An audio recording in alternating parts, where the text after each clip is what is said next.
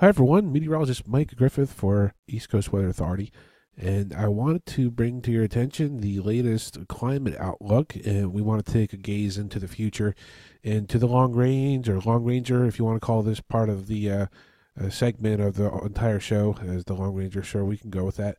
We'll look here, we're going to get right down to business, and we're going to look at the Pacific water surface temperatures, sea surface temperatures here off the northern part of the equator here west of South America. Much of this is an anomaly right now. It's really cold, all this cold water here. So basically, as of right now, we would be in a borderline weak to moderate La Nina. So this could even be a moderate La Nina, and it's going to trend away to something that we're going to have to keep our eye on, especially as we close out the winter for the rest of January into February and early March. And this could have a profound effect on what happens here over the East Coast, or even the Atlantic over here as well, as part of this domain compared to this domain up over in here. And of course, whatever happens over Alaska, the jet stream has a big importance on the climate here in the East Coast as well. So, with that being said, we can take a look at some of the analogs. This is from the Tropical Tidbits website. They have an analysis section, not just a model section. And this section is pretty awesome because they use similar years where the upper air patterns were seen to be the same, and they come out here and they weigh the average and they plot based upon these numbers here, according to latitude and standard deviations and the height anomalies. So we're looking at what was December here, and this is going to be the same over here because these are going to be two different things. This is the NCEP reanalysis, and this is actually the weighted mean forecast. So this is how it probably gets help initializing so it knows what to run off of. So here we go. This was December, and yes, it started to get cold here. There was some cold air up here over Canada that's found its way into the eastern United States at the surface anyway. There was a little bit of ridging, but not a whole lot. And that ridging in the southeast looks like it's forecast to disappear across the southeast anyway. We can even zoom in a little bit here to give you a brighter look at more. The cold just stays stationary up there over the Hudson Bay and north of Alaska. And this is what you want because this bump up in the jet stream right here over the west coast, like Vancouver, British Columbia, Seattle, all the way up the British Columbian side, Yukon Territory, even up into there to southern Alaska. That's going to be good because it's going to allow the cold air to spill over top into the eastern United States. Still a very cold January ahead. It's looking like mostly a trough here in the East Coast, with some warm episodes and some thaws. Other than that, those model runs could be in error, and they might not be showing. They might be showing a little bit more warmer than it really is going to be because it's just forecast to be kind of nasty through the rest of January. Over here is February. Notice the troughiness in the dip in the jet stream isn't quite so strong. There is a little bit of ridging up here over northern Canada. Now that could either be a good or a bad thing. It could be signs of a block. This is what's happened before in the past, but there's nothing here over Greenland. So any type of storm that would form would just escape. Not saying there's not going to be storms, but they're going to be allowed to escape, and they're not going to really be able to affect anywhere in here along the East Coast, especially if this ridge builds over the southwest. The ridge that we would have would be too far west over the Aleutian Islands, and this would just allow for more colder air to spill into the west coast, and that would actually bump the jet stream up in here. Nonetheless, it looks like this kind of just averages itself out. It flattens itself out here in the east, so February is not expected to be too cold.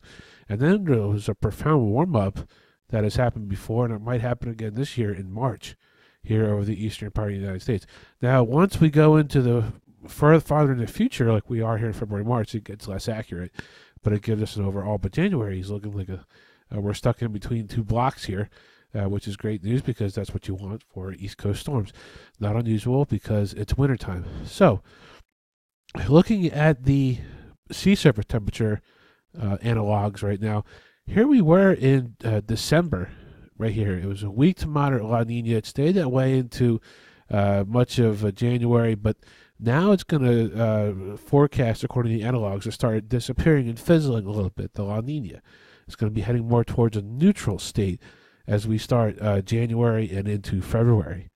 This is going to be less than here. And look at what happens. You have to look at the trend. Remember, the trend is your friend, and also in the long-range forecasting as well. And that almost goes to nothing there, that little pool of cold water. And then by April, we're into La Nada. This is just going to be neutral right here. This is trending towards neutral. This might be positive neutral come April, or it might just be sitting right at the zero line. But we're February, we're definitely heading more towards neutral. And I'm not sure if these analogs take that into consideration. I did some research on my own. I'm going to show you here in a little bit the plots of the climate composites from ESRL, the Earth System Research Laboratory, it's a division of NOAA. And some of the years I found that I did find 2014, but I didn't use any of these other years. I didn't see a need for it. I was using other factors, such as ENSO as a standalone feature itself.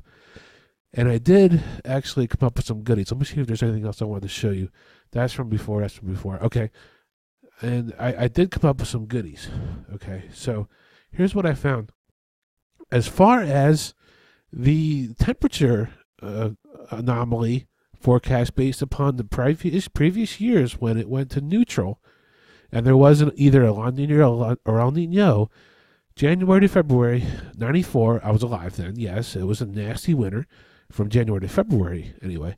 2002, 2014, and if this pans out, the coldest areas will be up here in Wisconsin and Minnesota, bitter cold temperatures. We can see that already with the forecast coming in tonight after this snowstorm departs. So this is where we're going to see a lot of the cold up here over the northern plains through the rest of January and into February as well.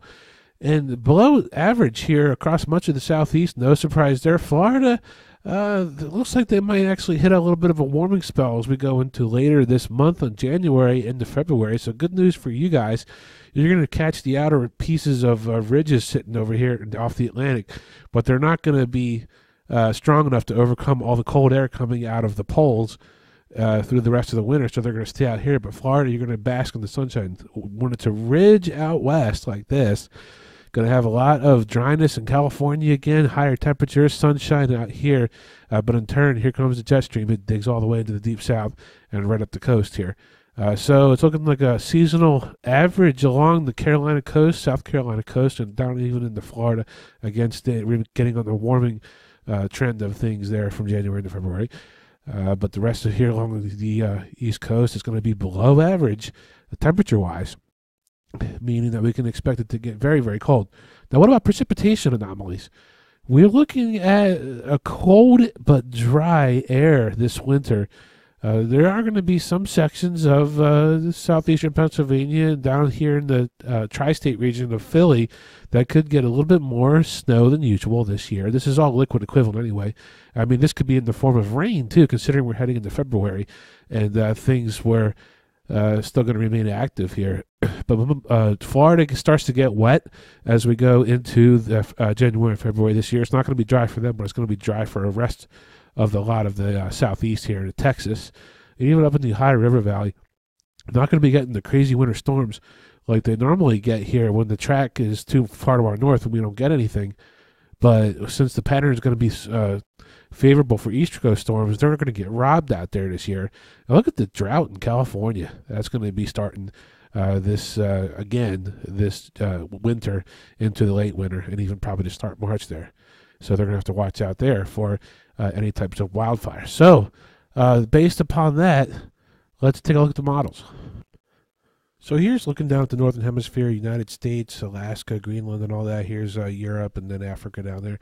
And I wanted to show you, here goes the storm, the cold here in the east with all the cold air. This is storminess right here. Of course, this is the winter storm that we just experienced. It's going to be going away. Very cold behind this system all weekend. This weekend coming up, very cold, especially in the Sunday afternoon. It does have something else spinning up out there across the coast as we go into the 5th, which is actually just the remnants of this snowstorm here so I stand corrected. This model is running a little bit behind because on this website it actually goes into the negatives right here.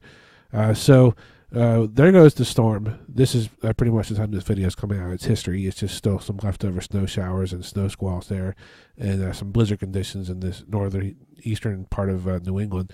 And then that storm is gone. It's history. It looks like a little bit of it's going to be really cold behind this system, though. I don't buy this amount of warmth or this ridging here. Right there is the trough that I'm interested in, and that comes through around the 9th or so. This could be another cold shot. But then after that, it looks like there's a ridge that tries to sneak in under all the troughs and squeeze itself there into the eastern part of the United States. So it's going to be warm into the 10th or 11th or so. And then that trend will continue for a little while. It looks like that ridge is going to try to park itself out there. But it doesn't make much sense to have a ridge here this far south. I think this model kind of goes haywire, and it doesn't really know how to handle a lot of the cold here up in the Hudson Bay area. I think it kind of underplays it because it's still indicating troughing there even into the 16th or so. So it could kind of get warm, but then it's going to get cold again. It's not going to be any type of pronounced warming spells. And this has a very warm bias in the east, and I don't really agree with this at all. This only goes out till this goes out to January 20th or so. It's saying warm. I do not agree with that because we looked at our analogs here and we saw this is January and February, and this is all like neutral right here above normal, and then here comes the below normal as we go more into the blue up there in the Midwest. That's what you want to see for lots of cold air availability for the rest of the winter. So any type of forecasts out there that are going to say, oh, it's going to be warm and winter canceled, do not buy into it.